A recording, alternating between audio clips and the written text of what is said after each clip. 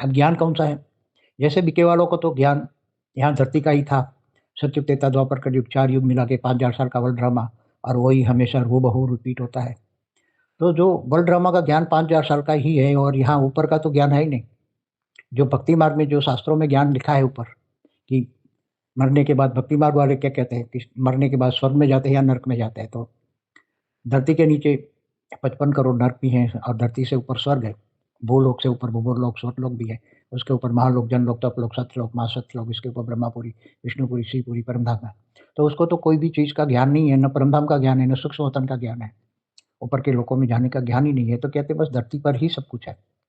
जब धरती पर ही सब कुछ है, ज्ञान में यही बताया जाता है कि यहाँ जीना ही यहाँ, मरना ही यहाँ, सब कुछ यही है। ऊपर तो कुछ है ही नहीं। ऊपर के लोग 7 लोग ऊपर, नीचे 7 लोग, पाताल लोक, अतल, वितल, सुतल, तलातल, महातल, पाताल, रसातल, पाताल, ये इनका ज्ञान ही नहीं है। 14 लोक का, ब्रह्मांड के 14 लोक का ज्ञान ही नहीं है, तो वो ऊपर में कहाँ जाएँगे? ये तो मरने के बाद धरती पर ही भटकेंगे ना, क्योंकि अंतमति सो गति। मनुष्य जब शरीर छोड़ता है तो उसकी आत्मा की जो बुद्धि में होता है शरीर छोड़ते वक़्त, वो इसी तरह उसकी सद्गति या दुर्गति होती है।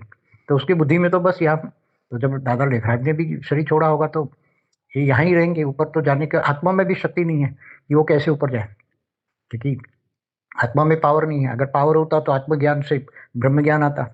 आत्मज्ञान है मगर आत्मा में पावर नहीं है कि ब्रह्म ज्ञान हो, तो पूरे ब्रह्मांड का आदि मदद का ज्ञान हो। इसलिए यहाँ तो साधारण आत्माओं की तरह ही, यहाँ साधारण आत्माओं को तो स्वर्ग का ज्ञान होता है, तो कहते हैं स्वर्गवासी होगा तो स्वर्ग में चला जाता है, ऊपर तीसरे लोक में चला जाता है। कोई ब्रह्मर्षि होता है, ब्रह्म ज्ञान होता है तो ब्रह्मलोक परमधाम चला जाता है। कोई विष्णु की आराधना करता है तो राम और कृष्ण की आराधना करता है और पूरी ज़िंदगी भक्तिमय बिताता है और भक्तिमय हो जाता है, तो उसको विष्णु का विमान आता है, विष्णुपुरी ले जाता है। तो ये सभी ज्ञान होना चाहिए, मगर ज्ञान तो वो लोग तो ज्ञान तो है ही नहीं। सब वेदों शास्त्रों को तो झूठ मानते हैं कि ये सब कुछ झूठ है। ऊपर में कुछ है ही नहीं, ऊपर लोग है ही नहीं। जो भी है धरती पर ही है और कुछ नहीं है। जो आत्मा मरने के बाद कहाँ, यहाँ ही धरती पर ही भटकेगी ना। ऊपर कोई बिठा भी दे, ऊपर कोई पावरफुल आत्मा, जैसे उनकी वाणियों में आता है ना, बेहद का बाप बेहद के बच्चों से बेहद की बातें करता है, तो पूरा वाणियाँ तो बेहद के बाप ने चलाती है। शिव बाप तो परमधाम में रहता है, वो तो नीचे आएगा ही नहीं। परमधाम से ना कभी ऊपर से नीचे आता है, ना उसका कोई प्रवेश करता है। तो दादा लिखराज में शिव बाबा ने कोई प्रवेश नहीं किया, वो झूठा ज्ञान है।